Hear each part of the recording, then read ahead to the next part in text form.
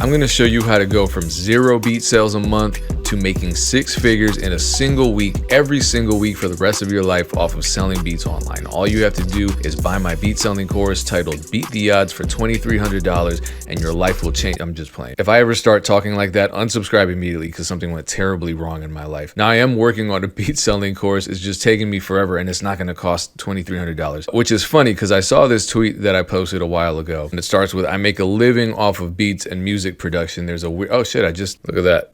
The tweet says, I make a living off of beats, music production. There's a weird conspiracy theory that I make a living off of beat courses and YouTube monetization. Of course, at this point, I've never made a beat course in my life. I don't know what people are talking about. But then I broke down all the multiple revenue streams that I actually do have that help create my overall revenue model. Now, the majority of that is selling beats online, which I want to simplify for you. And simple doesn't mean easy, just to be clear, but I want to simplify it for you because a lot of producers complicate it. And then I want to talk about some of the other ways producers can make money. You as producers, I think you're a producer if you're watching this, how you can make money off of your beats and other musical talents. So let's simplify selling beats online, because selling beats, yeah, great source of income, but easier said than done. And a lot of producers get paralyzed by fear because they complicate the whole thing, so they never even try. I just want to break that down using the funnel metaphor. Now this is sales funneling, and the sales funnel is just a general marketing concept. At the top, you have awareness, also known as lead generation. In the middle section, you have lead nurturing. And then at the bottom, you have sales. So in a nutshell, what this basically means, it's not rocket science. You attract people at the top and then you funnel them slowly or quickly is better, down to the point that they're purchasing. So in this case, this would be awareness that your beats exist. So that's traffic, that's getting ears and eyes on your beats. How do you do that? You get your beats in places where there are artists who potentially could want to buy them. Now, the method I use is the try everything method. That means, oh man, looking at all the places on the internet, places that I might not even know exist. Maybe you know of some emerging platforms like Blue Sky, for example. I just signed up for that. Blue Sky is a new social media platform similar to Twitter and Threads. Are there rappers on that platform? Of course. Maybe you should start posting beats there. You can do it. Because like I said, my method is the try everything method, which is getting your beats in as many places as you possibly can without losing your mind in order to attract a lot of attention and test these platforms out, because you never know which platform is going to work better for you. Some of them might not work. So after a year, you abandon them and you focus on the ones that are working. But of course, there's YouTube. Thankfully, YouTube is not the only one, because YouTube's algorithm can be absolutely terrible. There's RapChat. There's Veloco. Veloco just created a partnership with BeatStars, which makes it way easier, because now if you sign up and you connect BeatStars with Veloco, your beats just automatically populate from BeatStars. You don't even have to do anything. And so that's a part of the top of your funnel, the awareness, because you have tens of thousands of users of that app potentially seeing your beats, and then you direct them towards the bottom of the funnel via a purchase link. I'll explain more. There's AudioMac. I've talked about that. There's Threads. SoundCloud is still a thing. People are still searching SoundCloud for beats. Get your beats on those platforms and include a buy link. When I upload a beat to AudioMac, there is a link right here. Unfortunately, it's not exactly clickable, but it's there. And then also on platforms such as Veloco and RapChat, there is the direct buy link option here, and that will take you directly to whatever link you input. In this case, I put a BeatStars link so people can purchase the beat if they like it. Since we're here, you'll also notice that I have free downloads enabled. And what I do is I ask for an email address in exchange for a free download. Why? Because I collect emails and now you're a part of my email list. And so I'm nurturing my leads. So I'm at this point right now, because you're a warm audience. You already have expressed an interest in my beats because you downloaded a free tagged MP3. And so when I reach out to you, either via some automation that I set up in MailChimp or just the regular weekly emails that I send out to everyone that's subscribed to my list, I can move over to consideration, because now the lines of communication are open. We're talking. I can answer any questions that a rapper might have about purchasing my beats. Through the conversation, we can cover all these additional layers of the funnel and kind of fast track our way to the purchase, because conversations are key. Honestly, a lot of artists, they just want to feel comfortable about spending money with a producer, because a lot of producers don't even check their email, let alone know enough about the music business to have back and forth exchanges. And if the artist has any concerns about the leasing terms or anything like that, well, that conversation is what creates that rapport, sets their minds at ease, and helps them make a decision. You know, we're at the evaluation stage on that funnel. They evaluate your pitch, your sale, and they make the choice to purchase. So basically the funnel starts wide with your beats being everywhere. Then through your strategy, through your communication, all of that, you direct the audience towards the end of the funnel, which is the purchasing point, probably a BeatStars link. It's a simple concept. You get traffic, you direct it towards your purchase link, but in the middle part, that's where your system comes in. It takes time and experience to systematize those methods. So how else can producers make money off of their talents? Let's go back to that list. Number 2, custom/exclusive beats. If you have a BeatStars Pro page account, then you can add services. I really feel like you're doing yourself a disservice if you're not at least offering services. So for example, I have the exclusive beat.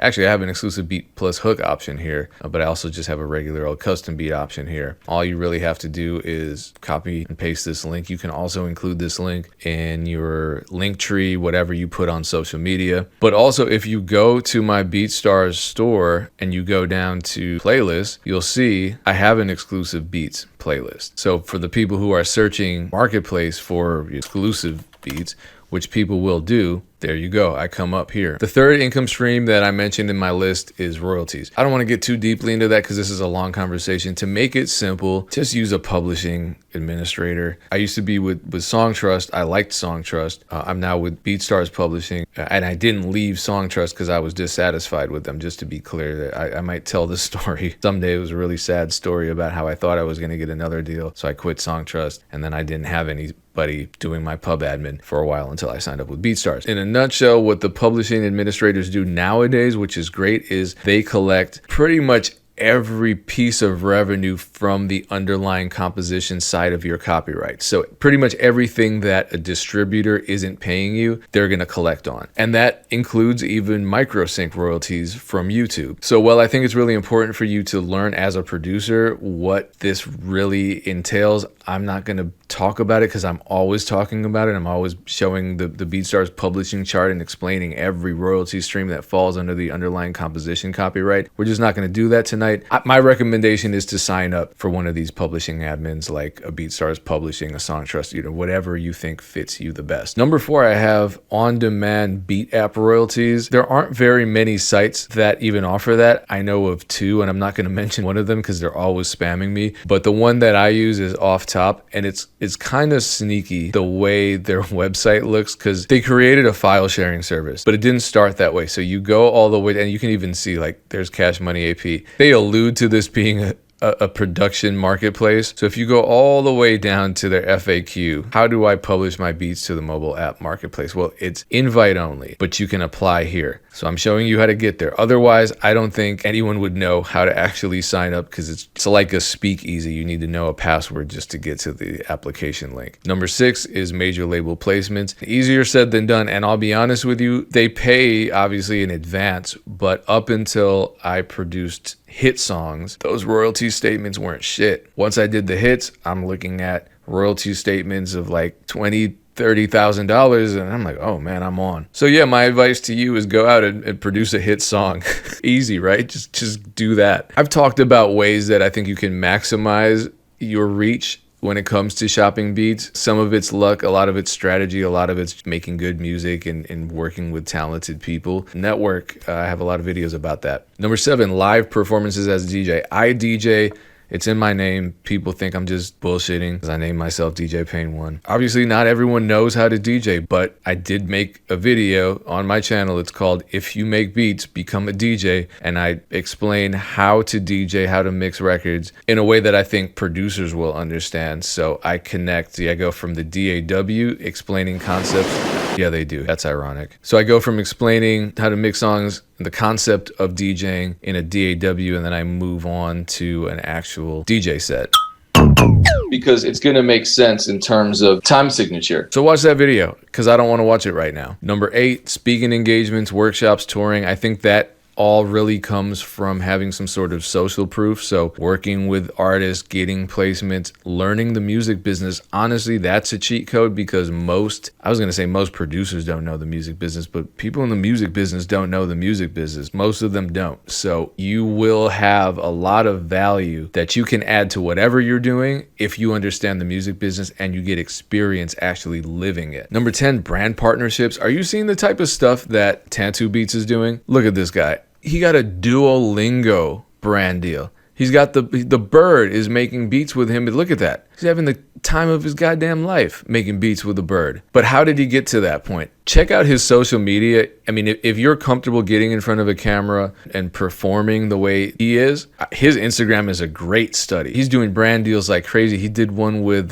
some potato chip company. He was making beats with chips. I'm not making that up. But look at his social media posts. Look at his Instagram posts. They're fun. They're engaging. They're entertaining. We're all influenced by something. If we want to make beats, we're influenced by our favorite producers. If we want to make content, then look at the producers who are doing that at a high level. And lastly, this is an important one because I didn't include it on the list originally, which I regret. It's getting your beats on streaming platforms. This is something I don't do nearly enough of, but I've done it and I've gotten tens of thousands of plays on my beats. I didn't even market them. They're just people search for beats on Spotify and Apple Music. They just do. If we go to Spotify right now and search tight beats, look what comes in. If we click on Beats by Lee, his 21 Savage tight beat is at 110,000. Claim your space on Spotify for artists, for example. People can follow you on Spotify. People can discover your beats on Spotify. And you got to figure if you were uploading enough beats, one, a lot of people might just start listening to them because people listen to instrumentals. And if you grow a following, you may start getting paid from streams. But if rappers are listening, they're listening, they're freestyling, they might fall in love with your beats and then reach out to you and make a purchase. Now, to be clear, this isn't really a weird thing. It's just a lot of producers don't do it, but it's certainly not against any sort of rules or laws for you to take the beats that you upload to your beat store and put them on Spotify. For example, let me show you Tundra Beats, right? Tundra Beats has 16 million plays on one of his beats, Perfect Day. Go to his YouTube channel. I interviewed him about this. It's right there. And maybe he doesn't have it on his BeatStars, but he certainly could. If you own the beat, you can certainly license it both to people who are interested in purchasing that beat to rap on, or you can license it via the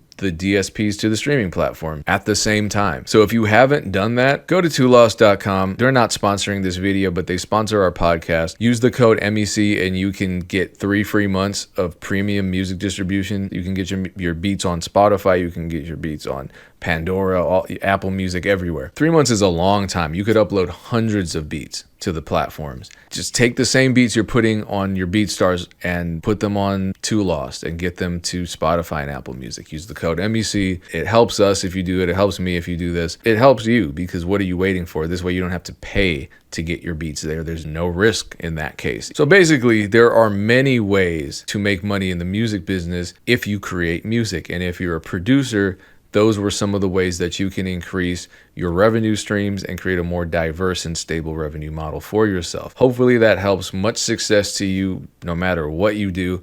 And if you have any additional suggestions for revenue streams that producers can use or websites to upload beats to, please drop that in a comment. I certainly want to learn about new platforms. Maybe I can spread the word as well. Appreciate you.